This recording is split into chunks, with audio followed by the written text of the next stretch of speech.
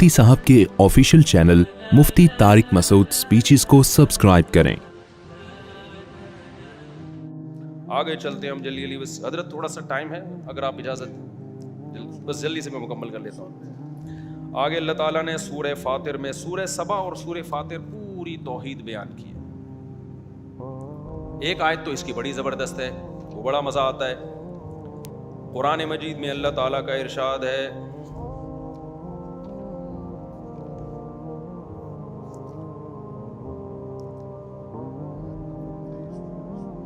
آیت نمبر 13-14 بھی بڑی مزے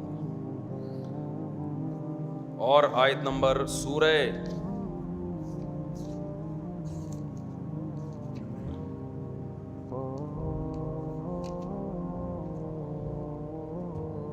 میں جب سرگودا گیا نا تو حضرت وہ مولانا عطا اللہ بندیالوی صاحب تھے وہاں سرگودا میں، میری عمر ہوگی اس وقت 17-18 سال، ان کے درس قرآن میں بیٹھتا تھا میں۔ تو جب بھی تراویح کے دوران یہ والی آیت آتی ہے نا، مجھے عطا اللہ بندیالوی صاحب یاد آتے ہیں۔ ایک بڑے خطیب ہیں سرگودا میں، بڑے لہک لہک کے بیان کرتے ہیں۔ کسی نے سنا ہے؟ میرا خیال ہے یہاں کوئی بیٹھا ہوا ان کو جاننے والا۔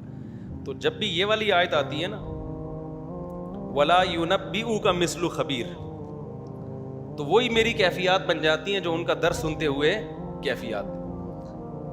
وہ کیا ہے؟ ان تدعو، ہاں، یولج اللیل فی النہار ویولج النہار فی اللیل، اللہ نے اپنی حمد و ثنا کی ہے۔ اللہ وہ ذات ہے جو رات کو دن میں اور دن کو رات میں داخل کرتا ہے۔ وسخر الشمس والقمر، اور اس نے سورج اور چاند کو تمہارے کام میں لگا دیا۔ کل یجری لاجل مسمی، سب خاص مدت تک کے لیے چل رہے ہیں۔ ذالکم اللہ ربکم، یہ ہے اللہ تمہارا پروردگار۔ لہو ملک، یہ اللہ مشرکین سے کہہ رہے ہیں کہ تمہارے معبود کچھ بھی نہیں کرتے، اور جو کرنے والی ذات ہے وہ یہ سب کچھ کر رہی ہے۔ لہ الملک، اسی کے لیے بادشاہی ہے۔ والذین تدعون من دونہ ما یملکون من قطمیر، اس کے بھی مالک نہیں ہے، اتنی بقدر کسی چیز کے بھی مالک نہیں ہے جن کو تم اللہ کے سوا پکارتے ہو۔ ان تدعوہم لا یسمعوا دعاءکم، اگر تم ان کو پکارو گے، دیکھو یہ ابھی ہمیں یہ شاید میں مزہ نہیں آ رہا، لیکن نبی صلی اللہ علیہ وسلم جن بت پرستوں کے سامنے سنا رہے ہیں، جو صبح و شام پتھر کے بنے ہوئے بتوں کے سامنے جھکتے تھے، ان کی حالت کیا ہوتی ہوگی یہ آیتیں سن کے۔ ان تدعوہم لا یسمعوا دعاءکم، اگر تم ان کو پکارو گے یہ تمہاری پکار نہیں سنیں گے۔ کل کسی نے مجھے بتایا کہ ایک ہندو خاتون، وہ جو مندر میں عبادت کرتی تھی نا، تو بیزار ہو گئی بت پرستی سے کہ ہم کیوں ان بتوں کے سامنے جھک رہے ہیں۔ اس کو خیال ہوا کہ اپنا مذہب تبدیل کرتی ہوں، تو اس نے عیسائیت قبول کر لی۔ یہ اس کا بیان میں آپ کو بتا رہا ہوں۔ جب عیسائیت قبول کی ہے نا، تو جب چرچ میں گئی تو وہاں بھی اس کو تصویریں نظر آئیں، حضرت مریم کی، حضرت عیسیٰ کی۔ تو اس نے کہا بھائی جو چیز میں وہاں چھوڑ کر آئی ہوں یہاں بھی کیا مل رہا ہے؟ وہی مل رہی ہے۔ پھر وہ گئی مسجد، پھر اس کو پتا چلا بھائی مسجد میں تصویریں نہیں ہیں۔ میں جب ویٹیکن سٹی گیا نا، عیسائیوں کے وہ جو مرکز ہے، وہاں جو سب سے وحشت ناک چیز تھی نا، جس کی وجہ سے فضا میں ایک ظلمت پیدا ہو رہی تھی، وہ وہاں کے مجسمے تھے۔ یہ مجسمہ سازی ایک ایسی چیز ہے جس سے حقیقت یہ ہے کہ جہاں یہ مجسمے ہوں گے نا، وہاں ایک وحشت کا ماحول ہوتا ہے، وہاں نورانیت نہیں ہوتی۔ تو یہ اسلام نے جو تصویر سازی سے منع کیا ہے نا، یہ بھی اسلام کا ہم پر بہت بڑا احسان ہے۔ اس کی وجہ سے ہمارے گھروں میں بھی ایک نور ہے، برکت ہے۔ آپ جائیں نا کسی غیر مسلم کے گھروں میں، بت رکھے ہوئے ہوں گے، دیواروں پہ تصویریں بنی، اسی ایک عجیب سی وحشت ہوتی ہے۔ یہ گھر میں روحانیت اور نورانیت نہیں ہوتی اس سے۔ تو اللہ تعالیٰ فرماتے ہیں وَيَوْمَ الْقِيَامَةِ لَا يَسْمَعُوا دُعَاءَكُمْ، اگر تم ان کو پکارو گے یہ تمہاری دعا نہیں سنیں گے۔ وَلَوْ سَمِعُوا مَا اسْتَجَابُوا لَكُمْ، اور اگر یہ سن بھی لیں تو تمہاری پکار کا جواب نہیں دیں گے۔ وَيَوْمَ الْقِيَامَةِ يَكْفُرُونَ بِشِرْكِكُمْ، اور قیامت کے دن تمہارے شرک کا انکار بھی کریں گے۔ اب عطا اللہ بندیالوی صاحب کو جو جوش آتا تھا نا وہ اس آیت پر، وَلَا يُنَبِّئُكَ مِثْلُ خَبِيرٍ، ویسے پڑھتے تھے اس کو کہ تجھے باخبر سے اچھی کوئی خبر نہیں دے سکتا۔ تو آج وہ جو ان کی باڈی لینگویج بنتی تھی نا، وہ بڑی جوشیلی، کہ اللہ تعالیٰ سمجھا کے نا آخر میں کہتے ہیں بھائی جو خبیر ذات ہے نا خدا، اس جیسی خبریں تجھے کوئی نہیں دے گا۔ تو ہندوؤں سے پوچھے گا وہ رپورٹ چینج کر دیں گے، وہ اپنے بتوں کے بارے میں وہ رپورٹ نہیں دیں گے جو کون دے رہا ہے؟ اللہ دے رہا ہے۔ تو کسی اور سے جا کے پوچھے گا وہ بھی تھوڑا تذبذب کا شکار, کلچر کی خیال کرے گا بھائی اتنی لوگ بتوں کی عبادت کرتے ہیں, ایکچولی کوئی بات نہیں, کلچر ہوتا ہے. کوئی خود مسجد میں چلا جاتا ہے تو ایکچولی کوئی کہاں چلا جاتا ہے, کوئی مندر میں چلا جاتا ہے, کوئی بتوں کے سامنے جھکتا ہے, کوئی قبروں سے مانگتا ہے, کوئی فلاں سے. ہر ایک اپنا کلچر ہوتا ہے, آہستہ آہستہ آ جائے گا. جیسے ہندو لوگ کیا کہتے ہیں, ابھی بچوں کو عبادت تو سکھاؤ نا, بڑے ہوں گے تو خود ہی سمجھ میں آ جائیں گے سچی مچی کا بھگوان کون سا اور جھوٹی موٹی کا بھگوان کون سا. لیکن اللہ کیا کہتے ہیں, ولا ينبئك مثل خبیر, کہ تجھے باخبر سے بہتر کوئی خبر نہیں دے گا. وہ بتا رہا ہے کہ یہ ایسے لچڑ ہیں کہ تم ان کو پکارو گے سنیں گے نہیں کہ بول کیا رہے. تو دیکھو نا, صدیوں تک ایک جگہ رکھا ہوا ہے, فٹ ہے. جب یہ طالبان نے بامیان کے بت گرائے نا, تو پوری دنیا میں ایک احتجاج ہوا تھا کہ یہ بتوں کو کیوں گرائے جا رہے ہیں. تو ہمارے حضرت مفتی رشید احمد صاحب نے ایک بیان کیا کہ بتوں کو جا کے بولو نا اپنے آپ کو بچاؤ. تم دنیا میں طالبان کو کیوں بول رہے ہو کہ نہ گرائیں, ڈائریکٹ بتوں کے جا کے سمجھاؤ یار تم بہت ہو گیا یار, 4000 سال سے تم مسٹنڈے بنے ہوئے کھڑے ہوئے ہو یہاں پہ, تم پر اب بم مارے جائیں گے تو کچھ ہلو جلو احتجاج کرو. وہی بات ہے کہ اپنے خداؤں کو بچانے کے لیے تحریکیں چل رہی ہیں. تو اللہ کہتے ہیں ولا ينبئك مثل خبیر. اور ایک اور آیت, اسی میں ایک آیت یہ بھی ہے, اے نبی آپ ان لوگوں کو ہدایت نہیں دے سکتے جو گمراہ ہیں. وما انت بمسمع من فی القبور, اور جو قبروں میں پڑے ہوئے ہیں نا ان کو آپ سنا نہیں سکتے. اس لیے یہ بھی خوب سمجھ لیں کہ یہ جو قبر میں مردے کے سننے اور نہ سننے کا عقیدہ ہے نا, تو اس میں بھی بعض لوگ ہمارے بہت غلو کرتے ہیں اس مسئلے میں. قرآن مجید کے جو ظاہر سے ہمیں پتہ چلتا ہے نا, قرآن مجید کے ظاہری نصوص سے بالکل واضح, وہ یہی ہے کہ مردوں میں سننے کی صلاحیت نہیں ہوتی. اب اس مسئلے کو نا ہمارے ہاں بعض لوگوں نے کوئی حق اور باطل کا معیار بنایا ہوا ہے. تو آپ کی کوئی بھی رائے ہو بھائی آپ رکھیں اس رائے, لیکن ہاں کسی پر دوسرے کی رائے مسلط تو نہ کی جائے نا.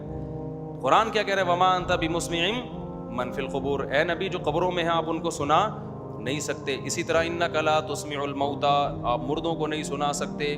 اسی طرح قرآن میں آتا ہے کہ والموتى یبعثهم اللہ, یہ لوگ سن نہیں سکتے کیونکہ موتیٰ کو قیامت کے دن اللہ زندہ کرے گا. کیا مطلب, یہ موتیٰ ہیں سن بھی نہیں سکتے یہ.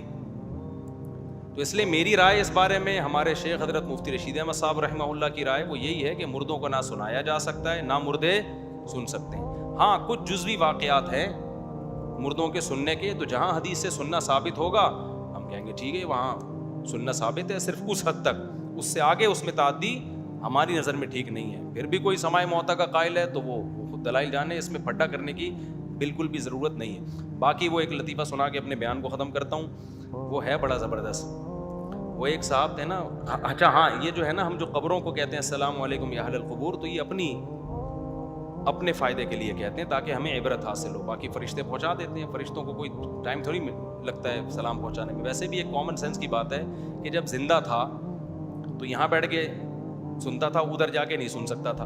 اب قبرستان میں وہ آخری مردہ بھی یہاں سے سن رہا ہے, یعنی قبرستان میں آپ السلام علیکم یا اہل القبور تو سارے مردوں کو نا, تو یہ زندہ تو دیوار کے پیچھے نہیں سن پا رہا تھا, اور مردہ وہ 1 کلومیٹر دور سے بھی کیا کر رہا ہے. تو یہ تھوڑا سا ویسے بھی ٹیکنیکلی بھی اس عقیدے میں تھوڑی سی فالٹ معلوم ہوتا ہے, اور شرک کے روکنے کا یہ ذریعہ بھی ہے. اگر آپ مردوں کے سننے کے قائل ہوں گے تو شرک سوسائٹی میں زیادہ پھیلے گا. نہ سننے کے قائل ہوں گے تو یہ اسلام کے مزاج کے زیادہ قریب ہے, کیونکہ اسلام توحید کے معاملے میں جتنا حساس ہے اتنا کسی مسئلے میں حساس نہیں ہے. 2 آیتیں بس جلدی سے میں پڑھ کے اپنی بات کو ختم کرتا ہوں. اللہ اکبر. اس کے بعد ہم نے آج سورہ یاسین بھی شروع کی ہے. سورہ یاسین میں اللہ تعالیٰ نے پچھلی امتوں کا ایک واقعہ سنایا. بس 5 منٹ میں یہ واقعہ مکمل کرتا ہوں. وَاضْرِبْ لَهُمْ مَثَلًا أَصْحَابَ الْقَرْيَةِ إِذْ جَاءَهَا الْمُرْسَلُونَ إِذْ أَرْسَلْنَا إِلَيْهِمُ اثْنَيْنِ فَكَذَّبُوهُمَا. اللہ نے 3 پیغمبروں کو ایک بستی میں بھیجا. بہت سے حضرات کہتے ہیں اس سے مراد انطاکیہ ہے, واللہ عالم, اللہ ہی جانے کون سی بستی ہے. یقینی طور پہ انطاکیہ نہیں جس ترکی میں جہاں زلزلہ آیا ہوا, ہم گئے بھی ہیں وہاں. بہت ساری ایسی چیزیں بھی ہیں کہ یہ وہ جگہ ہے جہاں وہ بندہ آیا تھا, یہاں یہ ہوا تھا, قصے ہیں اللہ ہی بہتر. میں ایک دفعہ عجائب گھر میں گیا تو وہاں نا ترکی کے, تو مجھے بتایا کہ یہ فلاں چیز ہے, یہ فلاں چیز ہے. میں نے کہا زبردست بھائی. آگے ایک تلوار لٹکی تھی. میں نے کہا یہ کیا؟ انہوں نے کہا موسیٰ علیہ السلام کا, لاٹھی تھی. میں نے کہا یہ کیا؟ انہوں نے کہا موسیٰ علیہ السلام کا عصا ہے. میں نے کہا یار وہ زیادہ ہو گئی ہے بھائی, یہ جو ہے نا کیا ہو گئی ہے, یہ تھوڑی کیا ہو گئی ہے, یہ اس سے مجھے پرانی رپورٹوں پہ بھی شک پیدا ہو گیا ہے کہ یار پرانی رپورٹیں بھی کیا ہو گئی ہیں. ہمارا جو یہ عجائب گھر ہے نا ادھر کا لاہور کا, اس میں بھی پتہ نہیں منہ مبارک کے نام پہ کیا کیا رکھا ہوا ہے, کوئی مستند نہیں ہے.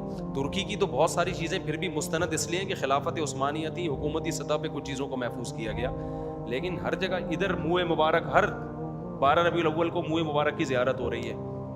بھائی کہاں سے تم کیوں پیغمبر کی طرف جھوٹ باندھتے ہو یار؟ کسی کے بال لے کے نسبت کر دینا نبی کے بال ہیں, اور اس کے جناب پھر وہ زیارتیں کروانا, تو یہ کہاں سے جائز ہو گیا؟ ان چیزوں کا بائیکاٹ کیا کریں.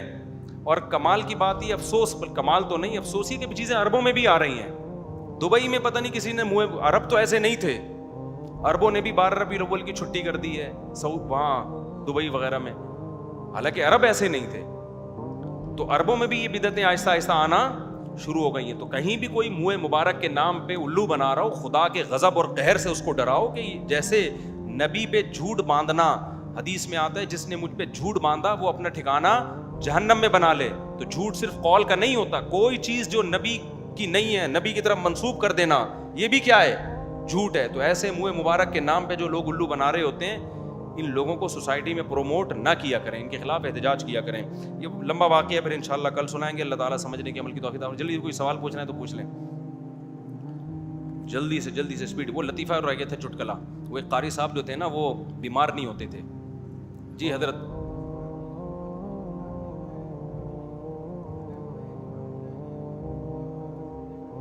ہاں بہت اہم بات, میں انشاءاللہ انتظامیہ سے بات کرتا ہوں. صحیح کہا آپ نے بھائی. دیکھو وہ ایک قاری صاحب تھے نا, یہ قبرستان میں جب بھی میں مردوں کے سلام کی بات کرتا ہوں نا, السلام کی حلق, مجھے وہ چٹکلا یاد آتا ہے. میں کراچی ایئرپورٹ پہ تھا تو وہ سیکیورٹی کا جو حضرت سب سے بڑا آفیسر ہے مجھ سے ملنے کے لیے آیا اور کہنے لگا میری ڈپریشن ختم ہو گئی آپ کا ایک لطیفہ سن کے.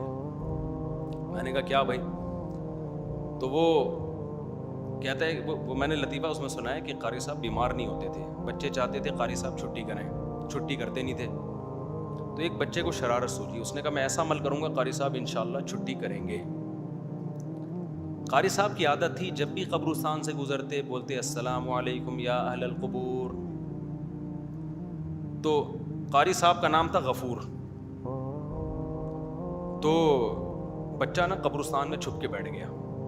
یہ جو لوگ مردے کہتے ہیں نا, لوگ مردے سنتے ہیں, پھر ظاہر ہے جب سنیں گے تو ریپلائی بھی کریں گے. تو شکر کرو نہ سنتے ہیں نہ آگے سے رسپانس کرتے ہیں, ورنہ وہی حشر ہوتا جو قاری صاحب کا ہوا. قاری صاحب گزرے, قاری صاحب نے کہا السلام علیکم یا اہل القبور. قبر کے پیچھے سے آواز آئی وعلیکم السلام بھائی عبد الغفور.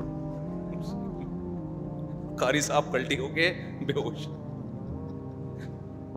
بتاؤ سننے میں نقصان ہے یا نہ سننے میں؟ قاری صاحب کہتے ہیں کمبختوں, نہ سنتے نہ جواب دیتے. تو بچے بھی بڑے شرارتی ہوتے ہیں. اللہ